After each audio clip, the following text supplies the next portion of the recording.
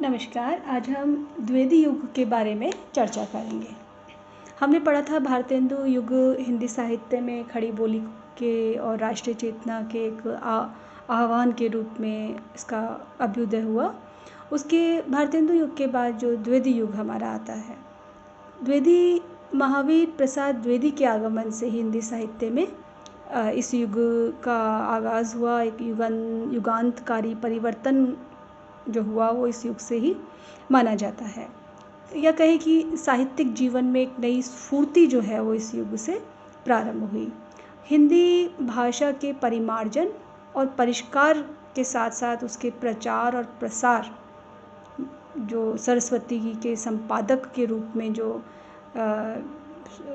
प्रारंभ हुआ, जो शुरुआत हुई, हिंदी के गद्य और पद जो दोनों समान रूप से जिससे एक आधार मिला, प्रतिष्ठित रूप विकसित हुआ, ये सारी देन है वो द्विवेदी युग की मानी जाती है। हिंदी साहित्य के इतिहास का 1900 से लेकर 1918 तक का जो कालखंड है वो द्विवेदी युग के नाम से जाना जाता है, क्योंकि 20वीं शताब्दी के प्रारंभ होने तक भारतेंदु युगीन प्रवृत्तियाँ थी वो बदलने लगी थी और एक तरह से काफ़ी उसमें बदलाव आ गया था। 20वीं शताब्दी के दूसरे दशक के अंत तक हम कहें, हिंदी साहित्य के क्षितिज पर है वो नवीन प्रवृत्तियाँ उभर रही थी। इस संदर्भ में निराला की जूही की कली 1916 और पंत के पल्लव 1918, ये सब हमें दिखाई दे रहे थे। तो हम ये कहें कि किसी भी युग के प्रारंभ और समापन काल की जो सीमा होती है उसमें कुछ एक संकीर्ण, एक संक्रामक काल जो कहा जाता है, एक लोच होती है। 1918 को द्विवेदी युग की अंतिम सीमा माना जाता है।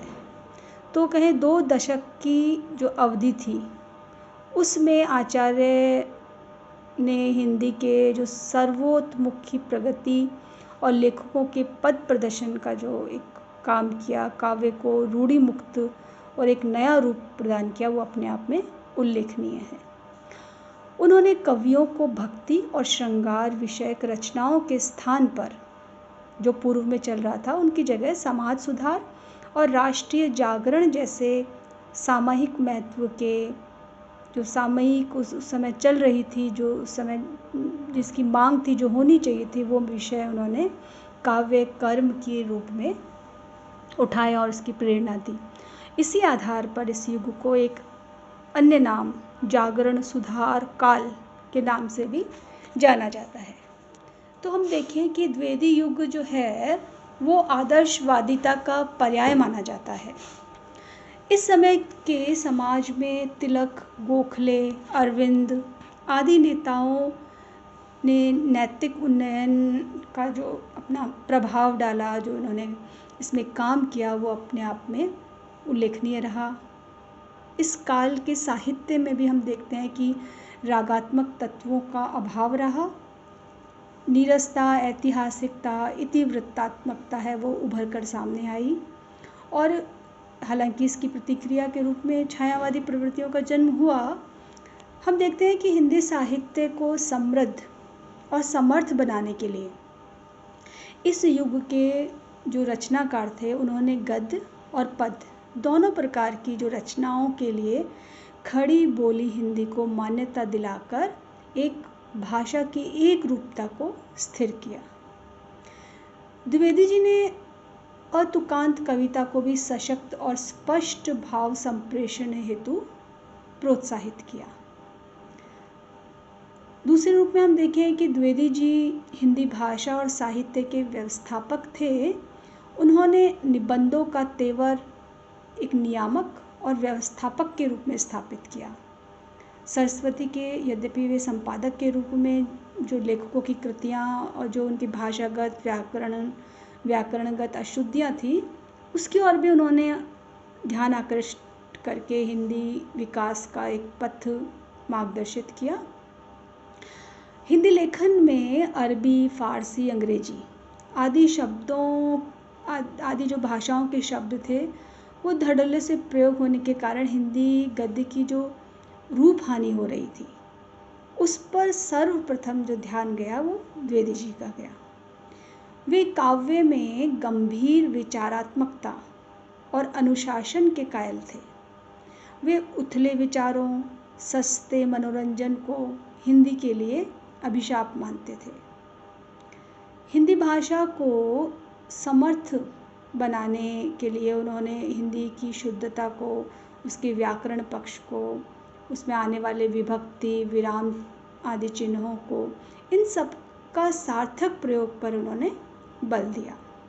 तो हम देखें कि भाषाई दृष्टिकोण से हिंदी को स्थापित करने में, परिष्कृत रूप में स्थापित करने में उन्होंने अहम भूमिका निभाई और पूरा प्रयास किया, और उस समय के जो लेखक थे उनका पूरी तरह से मार्गदर्शन किया। अब हम दूसरे इसकी प्रवृत्ति के रूप में देखें इस युग की, तो इस युग जो द्विवेदी युग है उसमें कविता में राष्ट्रीयता का स्वर हमें प्रधान रूप से दिखाई देता है, क्योंकि उस समय हमारे देश की परिस्थिति ऐसी थी। तो उसी कारण जो जनमानस में भी ये भाव आना चाहिए था, और इसका पूरा जिम्मा उठाया उस समय के साहित्यकारों ने। इस युग के सभी कवियों ने देशभक्ति परक रचनाएं की। मैथिली शरण गुप्त, राम नरेश त्रिपाठी, श्रीधर पाठक, अयोध्या सिंह उपाध्याय हरिऔध, गया प्रसाद शुक्ल स्नेही, रामचरित उपाध्याय, राय देवी प्रसाद पूर्ण, ये सब नाम है जिन्होंने खड़ी बोली हिंदी कविता के क्षेत्र में राष्ट्रीय स्वर को जगाने वाला भाव पूर्ण कविताएं लिखी। द्विवेदी युगीन जो राष्ट्रीयता का जो भाव था उसमें प्रांत भेद, भाषा भेद, जातिगत और सांप्रदायिक संकीर्णता से परे का भाव था, और उसमें पूरी उदारता, व्यापकता थी। मातृभूमि के लिए सर्वस्व बलिदान करने की भावना, निस्वार्थ सेवा, पारस्परिक सामंजस्यता की जो भाव थी वो इस युग में प्रवाहित हो रही थी। और इसी कारण हम देखते हैं कि द्विवेदी युग की जो कविताएं हैं वो राष्ट्रीय सांस्कृतिक कविताएं हैं। इन कवियों ने ये ध्यान रखने वाली बात है कि राष्ट्रीयता का भाव और सांस्कृतिकता का भाव, दोनों भाव इसमें परिपूर्ण थे, और इसी कारण इसके अंदर जो उदारता और व्यापकता का भाव हम देखते हैं। इन कवियों ने अपनी रचनाओं से तत्कालीन राष्ट्रीय आंदोलन को तो बल दिया ही, साथ ही एक ऐसा इस युग के साहित्यकार ने एक मानवतावादी दृष्टिकोण भी प्रस्तुत किया, जिसमें राष्ट्रीयता के स्वस्थ विकास हेतु जो सामाजिक कुरीतियाँ हैं, जो धार्मिक कुप्रथाएं हैं, उन सब पे इन्होंने प्रहार किया, और भारतीय परंपरा के जो एक स्वस्थ पक्ष के समर्थक होते हुए इन्होंने इसका स्थापित करने का प्रयास किया।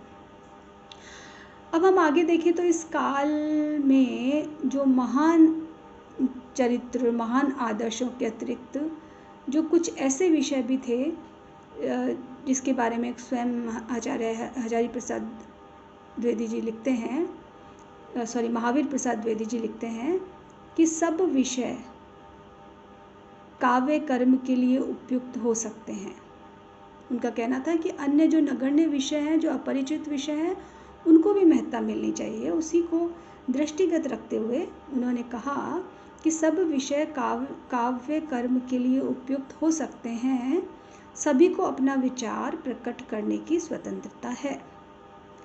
आरंभ में खड़ी बोली अनगढ़ लग रही थी, परिमार्जित, पर समय के साथ साथ वो परिमार्जित होती गई, सुदृढ़ होती गई और मधुर बनती गई।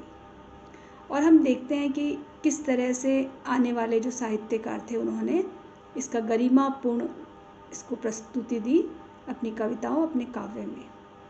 तो इस युग का जो काव्य है, यद्यपि उसमें इतिवृत्तात्मकता और उपदेशात्मकता का भाव अधिक था, लेकिन फिर भी जो नए काव्य विषय, नई अपरिमार्जित भाषा और सामाजिक दायित्व, इन सबको दृष्टिगत रखा इस काव्य के साहित्यकारों ने, इस युग के साहित्यकारों ने।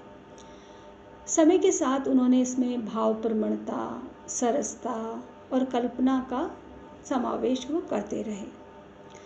जैसे हम देखें कि साकेत, प्रिय प्रवास, जयद्रथवध, भारत भारती, ये सभी कालजयी रचनाएं हैं जो इस युग की सफलता का प्रमाण है। उपदेशात्मकता और उच्च आदर्श जो हैं वो आचार्य के महावीर प्रसाद जी के जो व्यक्तित्व का ही ये प्रतिफलन रहा कि इस द्वितीयुगीन काव्य है वो राष्ट्रीय जागृति, समाज सुधार और सांस्कृतिक पुनरुत्थान का एक ऐसा कहें ऐतिहासिक दस्तावेज बना जिसमें विषय की व्यापकता और विविधता को स्थान मिला। तो देखिए हम इसमें मुख्य रूप से इस युग में क्या चीज़ निकल के आई, राष्ट्रीय जागृति, समाज सुधार और सांस्कृतिक पुनरुत्थान। तो इन उद्देश्यों के साथ साथ हम देख रहे हैं कि भाषा और साहित्य के रूप में हिंदी के विकास की यात्रा इस युग के रचनाकारों का चरम लक्ष्य रहा। दूसरा हम देखें कि द्वितीय युग में काव्य के अतिरिक्त जो गद्य साहित्य का भी समुचित विकास हुआ। यद्यपि नाटक की दृष्टि से इसमें थोड़ा कम रहा, लेकिन नाट्य विद्या का पर्याय विकास जो है वो भारतीय युग में हो चुका था। तो जो अन्य विधाओं की जो उन्नति थी उसकी अपेक्षाएं थी, तो इस युग में है वो नाट्य रचना का अनुवाद वाला पक्ष है वो ज़्यादा रहा। और इस युग में बांग्ला, संस्कृत, अंग्रेजी के यद्यपि कई जो प्रसिद्ध नाटक थे उनका अनुवाद भी हुआ। और इस युग में कथा उपन्यास के क्षेत्र में किशोरीलाल गोस्वामी, जयशंकर प्रसाद, प्रेमचंद, इन सब ने साहित्य को समृद्ध करने का पूरा प्रयास किया। और निबंध के क्षेत्र में हम देखें तो इस युग के ने कई ऐसी कालजयी रचनाओं को जन्म दिया। द्विवेदी जी स्वयं एक उत्कृष्ट निबंधकार रहे। द्विवेदी जी की आलोचना पद्धति जो है वो गुण दोष विवेचनी थी, परिचयात्मक थी, और इस विधा को उन्होंने आगे बढ़ाने में जो उनके और समकालीन रचनाकार थे उसमें मिश्र बंधु, श्याम सुंदर दास, पदम सिंह शर्मा, इन्होंने भी महत्वपूर्ण योग दिया। आचार्य महावीर प्रसाद द्विवेदी साहित्यकार से अधिक आचार्य के रूप में याद किए जाते हैं। उनके प्रयत्नों के फलस्वरूप प्रारंभ में नीरस और एक जो नीरस खड़ी बोली थी वो क्रमशः हम देखते रहे कि काव्योचित रूप में ढलती गई।